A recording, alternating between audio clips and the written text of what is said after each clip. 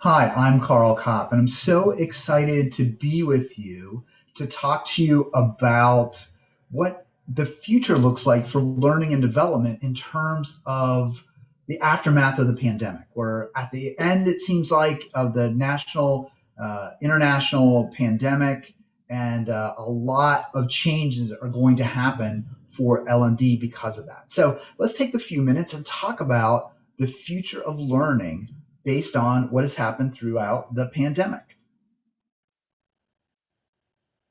So, I want to talk about the lasting effects of the pandemic and how it's going to shape talent development for the next decade. So, as the futurist William Gibson once said, the future is already here, it's just not very evenly distributed. We can tell what's going to happen in the future by looking out across the landscape and see what different organizations are doing and how we can leverage those ideas and concepts. So, what are the key takeaways I want you to walk away with after this presentation? Well, one, how are games and gamification going to be used to engage workers who are working at home and in the office? So, they're working in both places. I want to talk about three types of microlearning that have become critical to educating the stay at home workforce that is now returning back to work. And I want to talk about how technology tool development is accelerated and was accelerated by the pandemic, and how it's going to become a common element in the design and development of corporate instruction literally around the world. So, whenever I look at technology and I look at trends, I tend to look at the convergence of many things. Sometimes you'll see a trend and it'll be just a piece of technology or just an approach. But I really believe that trends are a convergence of more than one element. I believe they're a convergence of science, technology, society, and in our field, L&D, institutional structures. And so there's a lot going on, right? In science, we have distributed practice, we have the science of storytelling, engagement, concepts like interleaving. We've got in technology, big data, artificial intelligence, devices shrinking and shrinking, augmented reality, and institutional structures. We've got increasing complexity that we have to deal with as L&D professionals, distributed delivery that the pandemic has forced us to do, new competitors, colleges and universities are now being challenged by small startup educational institutions. Some institutions themselves are creating their own instruction. Some universities, some businesses are not even requiring degrees from a university, just requiring knowledge from a camp where you code or something like that. So a lot of changes there. And then in society, right, we have basically the worldwide pandemic, which was a huge thing. So all of these are coming together to create some trends that we need to be aware of for the future. So one trend is we couldn't do anything face to face, right? But I think post pandemic, after it's safe and people get comfortable, there's going to be a huge surge in face to face events. What supports that? The concept of wanting to have engagement, of being cooped up, the feeling of safety now that we can be safe in a large event, the social connections and the constant connectivity. So there's going to be a lot of face-to-face events. I remember when I was in China back in 2015, had a great time meeting people, interacting people. Wish I could do this keynote in China, but given the pandemic and all that's going on, it's not possible. But in just a few months, people are going to come back with a vengeance. I think it's going to be very much focused on getting together. But there'll also be hybrid events. I'm doing a number of hybrid events, which are both geared toward people on the internet as well as people in the room in front of me. The other thing that I think is going to happen, or another thing, is the breaking of the four walls of the classroom experience. And one way that's happening is through the tools of microlearning. So microlearning is a way of delivering content to learners in small, very specific bits of instruction. And actually, it can be delivered over time. And even before the pandemic, The global microlearning market was expected to be $4.6 billion by 2027. And I would argue that it's even more because of what has happened to the pandemic. What does this mean? Well, the supporting trends are distributed practice, shrinking devices, distributed delivery, and constant connectivity. So microlearning is having a big impact, but it's having a big impact in several different ways. And one way in microlearning is delivering content to learners in small, very specific bursts over time. So here is an application. It's called Primer, and it was issued by Google, actually, to teach people how to develop word of mouth marketing. And the interesting thing about this is it's an entire instructional experience all on a mobile device. And it uses the concept of cards. As you go through, we can see this are the objectives, right? We'll answer what is word of mouth marketing, why is it important, how can I get my business getting people to talk about my business. And as you go through, which I think is interesting, is that you get information and you can pin these. You can see the pin at the bottom, so you can refer to them later. But you also get asked questions, get information, and then you get tasks that you need to do. So this micro-learning lesson is actually asking you, in this particular case, now that you know the importance of word-of-mouth marketing, let's take a minute to imagine your best customer. Okay, I'm imagining my best customer. What do I need to do? The question that then Primer asks you, this app asks you, is how does your best customer, how do they make you feel about your business? And so you would type in excited. So this is a method of engagement through a mobile device, getting the information.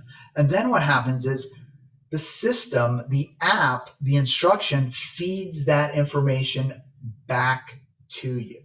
So all of the items in blue here are always excited about the product weekly, and their business makes me feel excited.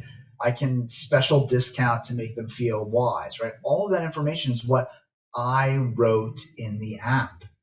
So what's happening is the app is taking information that I'm providing it and then feeding that back to me. So it's interacting and engaging with me on a really interesting level. It's forcing me into this content. If this content doesn't sound good, I can change it. But if it sounds good, it saves it and it has it for me. In fact, when I go through my summary or my key takeaways, notice what's here. Under do this now, it gives me instructions based on my input. So the apps are now becoming smarter and smarter and asking us to provide information to the apps themselves. And now we are getting feedback from the apps, as if an instructor is kind of saying, okay, this is what you said, this is what you did, now this is what you need to do. So it's collecting information from me and then giving information back to me. And this is done in a couple of different ways, which I think is really interesting post-pandemic. Now, another post-pandemic thing that's happening, which I think is really kind of exciting, is that the analog has become digital. So remember when we all had to be totally digital? Because why? Because we couldn't meet face-to-face. We had to be totally digital.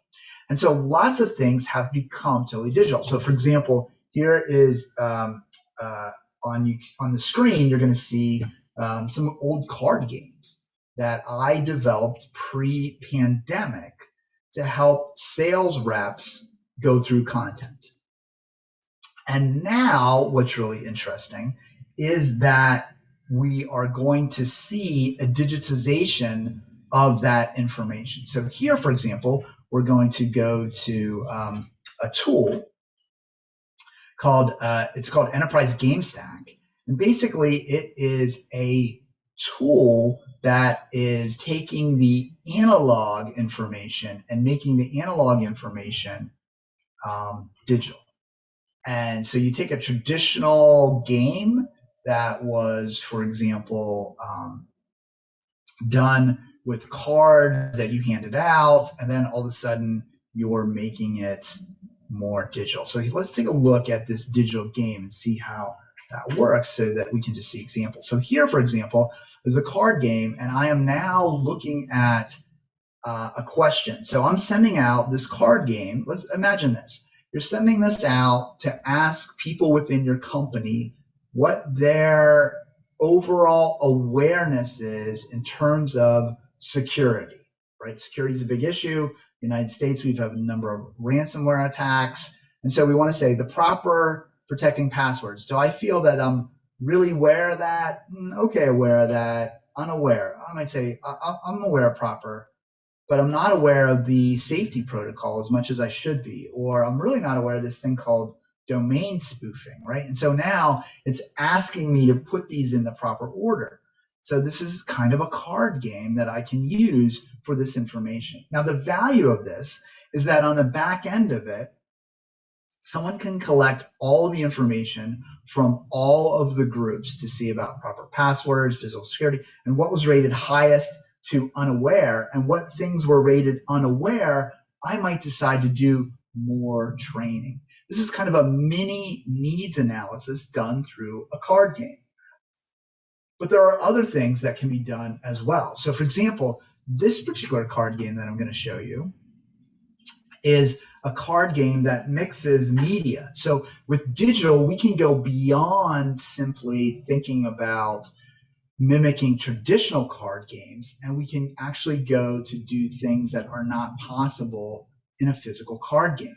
So for example, here we have, if you look, we've got video power. And so we can actually have someone speak on a video.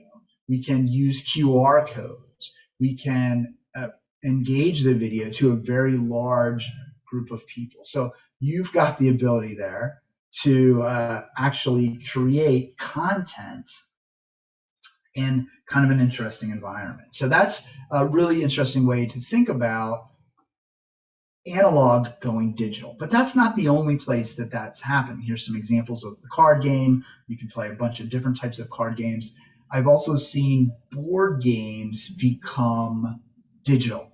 So a lot of companies, more companies than I actually expected, and you would think I would expect a lot since I'm in games and gamification for learning, there's actually a lot of companies that have business games that are board games. And again, when the pandemic hit, that was not possible. It was no longer possible to get people together to play a board game. So what companies have done is they've digitized their board games. Now, this is a sales board game to teach sales concepts. And the idea is that you go into a room. It's a doctor's office, physician's office. And let's say you're selling pharmaceuticals, and you click on that, and then you move your characters throughout the different rooms. Pick a card, or a card is given to you, and you then have to respond to the card. So again, this is the analog becoming digital. And that's something that really is having an impact on organizations. And now, rather than flying everybody in to play these games, you can actually play them via a distance. So now a manager can, when she or he is meeting with their group of employees, rather than having to get everybody together, they could do this on a monthly basis. They can do this on a weekly basis if they needed to. You no longer have to invest in flying people in to reinforce concepts and ideas through games. Now, here's another example of a game that's used as well. And the other thing that converting analog to digital does, which I think is really important, is it provides additional data. So now we can have a dashboard. So if I played a traditional card-based game, people may or may not remember like how they scored, or it's harder to collect the data or information. But now that it's digital, I've got all of this information saved. And I have a rich dashboard which can tell me who the best player was, how many sessions were played, how many instances, how many games were played over time, how people scored. So now that gives me really rich information of which to make decisions. Kind of like, as I said before, in terms of security, I can tell who's getting it and who's not getting it, and who's aware and unaware, and provide them with extra information. And Not only is analog to digital, and especially in the area of games, being really popular, but gamification itself, again, even before COVID, is estimated to be a $30 billion industry by 2025. So there's a lot of people that were already moving in this direction, and the pandemic and post-pandemic has moved people in this direction even more. And here's another example that it's not a card game, it's a whiteboard. So remember when we had to be all in the same room, and we got our yellow sticky notes and we wrote on our yellow sticky notes and we put them in different places, and it was all good. But now we've got things like Miro and Stormboard and all these different kind of whiteboards that I can have different people in different places, Carl, Mark, and Robin, put information on the whiteboard. The whiteboard stores all that information. I can go back and look at it. I can zoom in on the whiteboard. I have a lot more tools than just doing it in a room, yet I get the same experience as everybody being in the same physical space. So it becomes a very powerful tool for collaboration. Now, another interesting thing that's happened, I think, is this concept of what I call it instructor in your pocket. That's where learners carry around digital teachers and mentors right in their pocket. So we didn't always have the ability during the pandemic to go out and talk to someone. And a lot of times it wasn't even practical otherwise. But now we have a tool or a number of tools in our pocket that can really help us hone our skills. Again, acting as an instructor in our pocket. So what does that mean? Well, learners are going to carry around these digital mentors. So what does that look like? Well, here's one called Presenter. So it's a digital mentor, a coach that you carry around in your pocket that's designed to help you be a better presenter. Now, there are ones to help you become a better manager. There's ones actually to help you become a better coach. There's ones to help you in lots of different areas. I just happen to pick one as an example for presentation. This brings together trends of distributed practice, artificial intelligence, increasing complexity in the workplace, this concept of interleaving, where you do a little bit of one skill and then a little bit of another skill, a little bit of one skill, a little bit of another skill. You practice all of the skills together, that's interleaving. And then also the idea of new competitors. So if you were a traditional training company, this is a new competitor for you because now it's all digital. So how does the app work? Well, basically you say, okay, I'm ready to present. You pick up your phone, you hit practice, you can practice, or you hit record, and it's going to record your presentation. Now, when it records your presentation, it has a couple options. You can record and talk about your favorite TV show, your favorite pastime, or you can set it up to talk about a pitch to a client, talk about an executive board meeting, talk about a key presentation at a conference. No matter what you need to do, you can talk about these particular topics. So then it gives you a little bit of a countdown, right? And then, okay, I'm going to pick TV shows. I click on it. Now I want a different topic. Explain why these shows are your favorite. Okay, that sounds good. I have 20 seconds. Go. And you do your presentation. Then when you're done with your presentation, the app asks you, were you aware that you were doing anything differently? Are there different things? So it forces you to think about self-reflection. Did that rehearsal feel different than other rehearsals that I've done? And the app coaches me about that question. But that's not all the app does. When I'm done presenting, the app gives me a presenter score. Here's your score, 56%. And you can see red is not so good, green is good, and there's kind of a, a bar that moves in the middle there. And this is great. So this lets me know how I did. Was it better than the last time? Was it not as good as the last time? But then it also breaks it apart. What was my volume? Well, it was kind of right in the middle. It wasn't that good. It wasn't that bad. My pacing was a little bit better. My filler words, not so well. Now, filler words are words like and ah. They're words that have no meaning, but sometimes you insert them into a speech. So now I have feedback on each individual part of my presentation. But it gets even better. It now tells me, well, what filler words did you use? And so I can look at those filler words. And it also has capability of doing what's called power words. So power words are, let's say that you're a sales representative and you want to make sure you use certain words. Your script requires you to use certain words. Those are power words. So you have filler words, words you don't want, and you have power words, words that you do want. So in this particular case, I have two filler words, and ah and so. And so now it gives me feedback on this. Hey, these are the filler words you use. You might not want to use those next time. It also gives me exercises to increase my score. So maybe my volume was a little low. Now here's my pump up the volume. It's a game. It's gamified.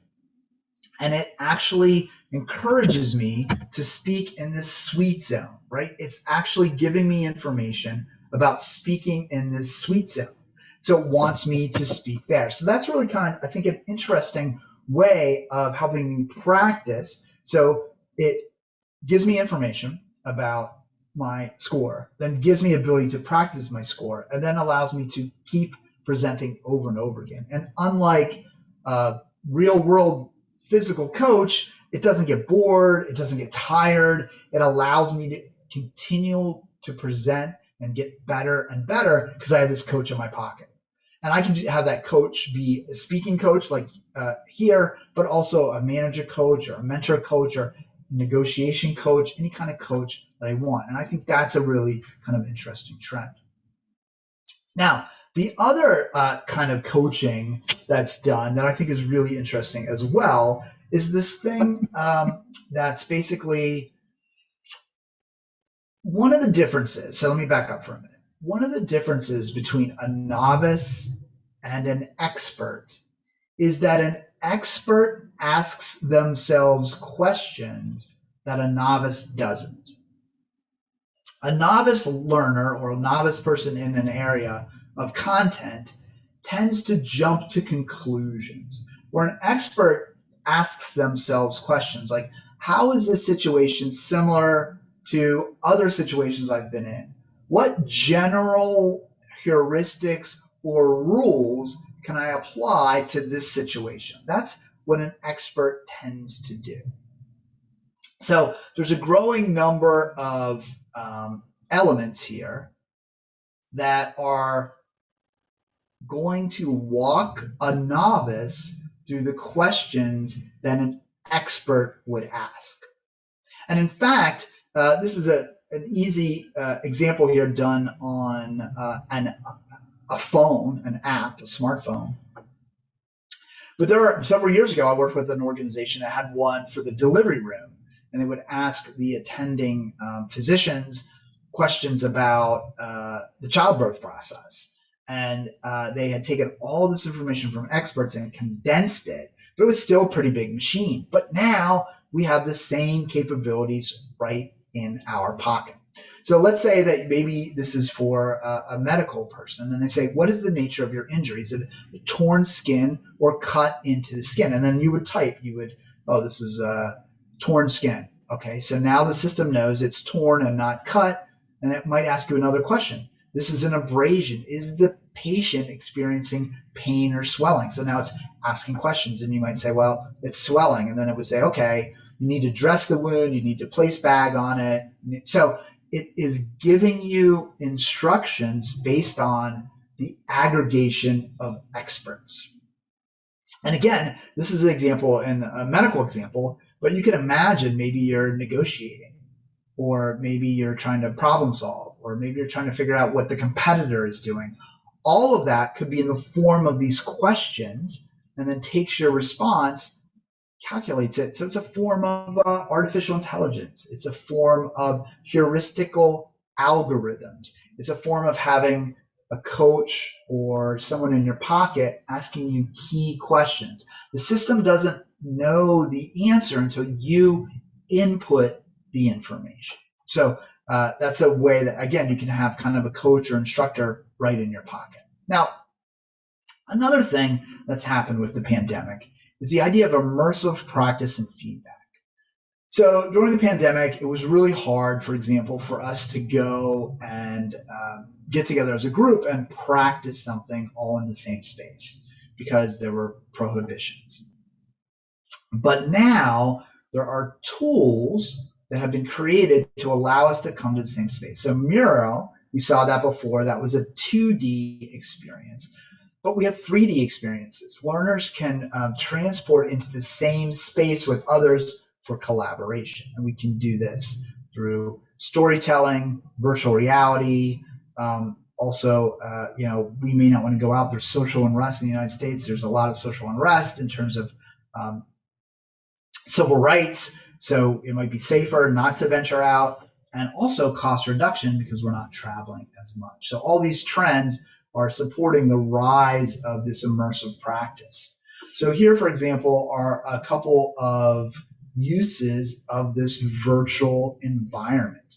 And in fact, the interesting thing is we're mixing the virtual with the physical. So the woman with the heart in the bottom, that's not just some generic heart. That's the heart of the patient that she's going to be operating on.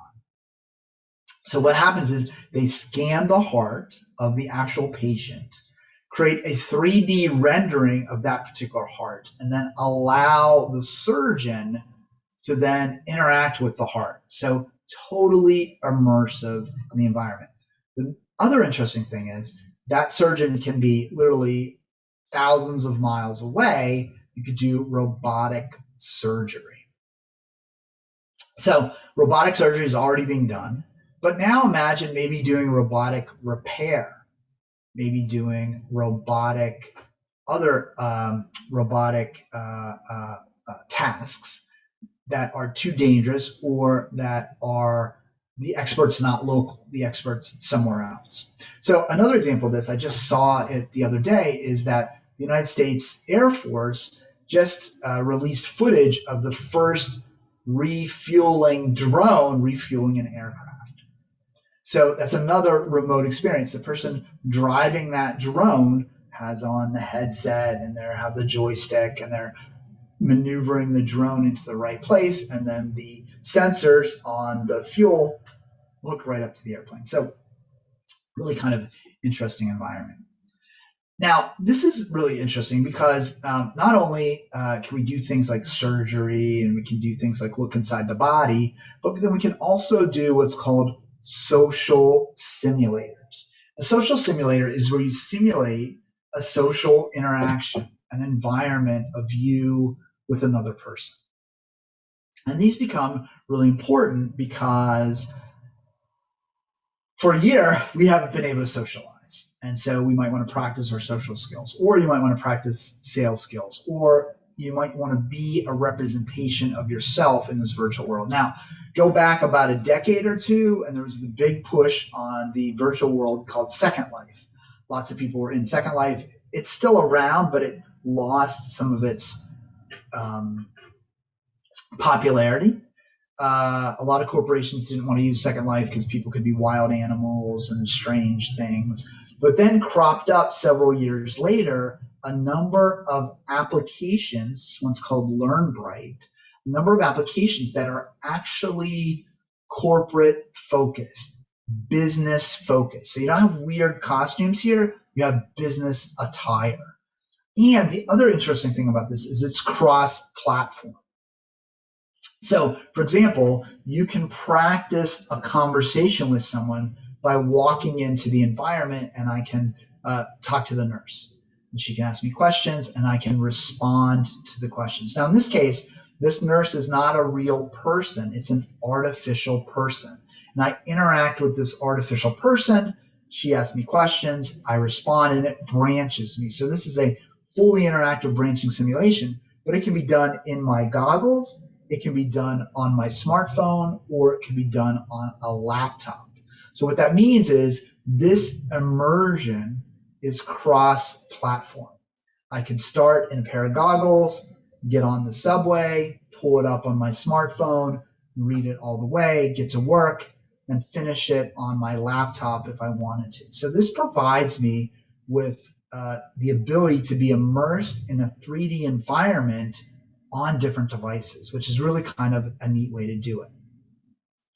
What happens is a learner functions in the 3D office. You can talk to coworkers. You can get points. In this particular case, there are several uses. In this particular case, this is in a medical environment, and you're a pharmaceutical sales representative. And what you do is when you respond correctly, you earn points. So remember how I said a lot of trends are convergent? So it's technology and it's social trends and it's institutional trends. Well, this is kind of a trend within a trend. This is the immersion trend, available on a mobile device. So that's kind of the mobile trend, but also it's gamified. So again, look for trends and things to take off in the learning and development space post-pandemic that are actually combinations of several different of these trends, because these combinations are what really are going to drive how we think about learning and development in the future and how we experience learning and development in the future, which I think is really, again, kind of interesting. Now, again, on the backside, there's really valuable tools. So, for example, each of these questions that you interact with a virtual person in this immersive environment has a score. And you might have, in this case, there are, I think, 10 different dimensions. So you can score on friendliness, you can score on professionalism, you can score on building credibility, all kinds of things. And as you choose the answer, it will tell you how well you're doing on that particular behavior. So now you can practice real world behaviors in these social simulators, gaining knowledge and understanding of how these things work, which I think is kind of interesting. So let me give an example of how that works. Here is a model. This is an empathy model that pharmaceutical companies use. And they divide it into 3 areas: engage with the potential customer, converse with them, and then close. Under each of those, they have 3 items. So when you engage, you uncover needs, you do an opening, you ask questions about the environment.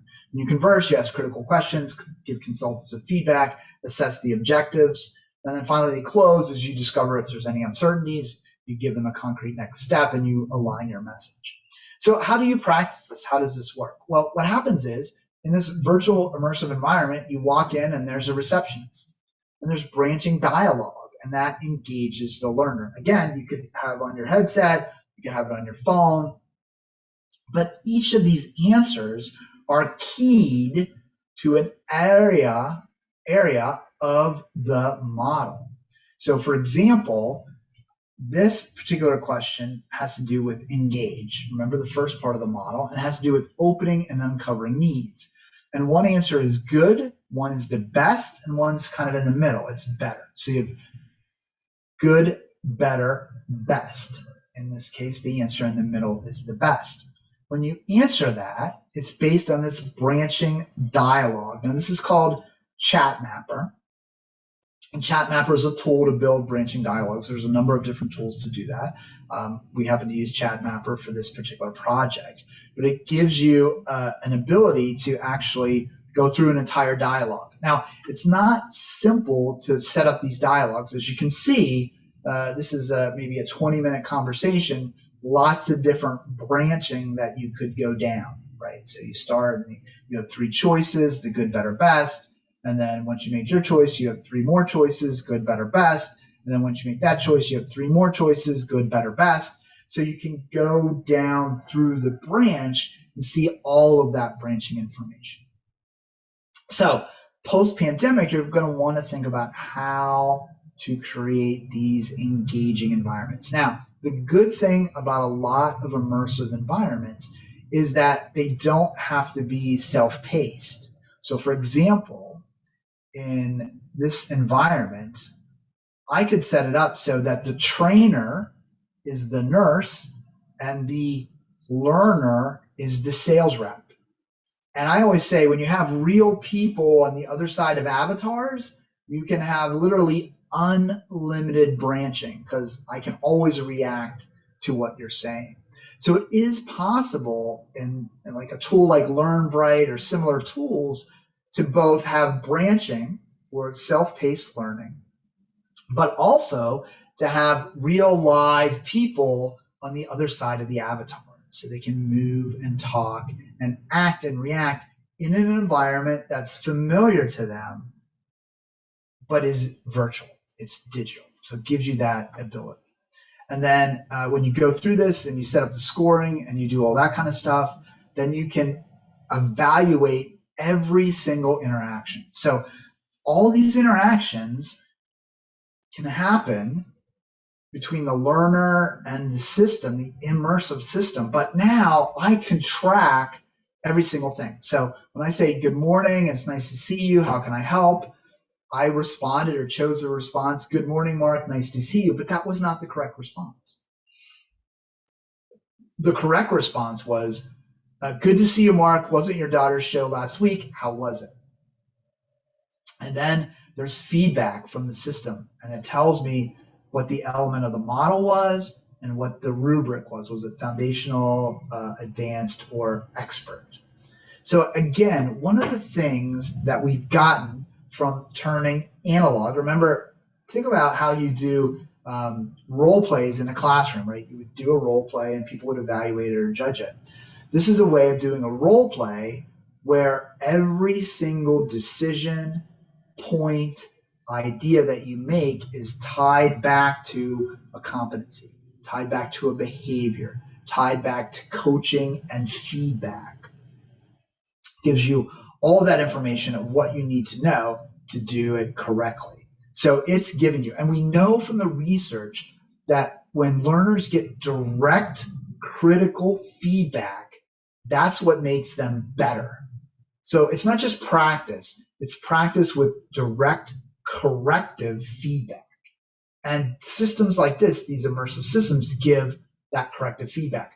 The presenter app, where you had the coach talk to you about how to present better, direct feedback. So what we're able to do now post-pandemic is provide learners with direct feedback. So imagine going through this and then coming to a classroom, how much more skilled the trainees would be and how much more value then the instructor could add by honing those skills. So this is a really kind of interesting way to do that. And then you can also see how a group is doing in general. So for example, let's say that you have a class of sales reps and they went through this interactive scenario.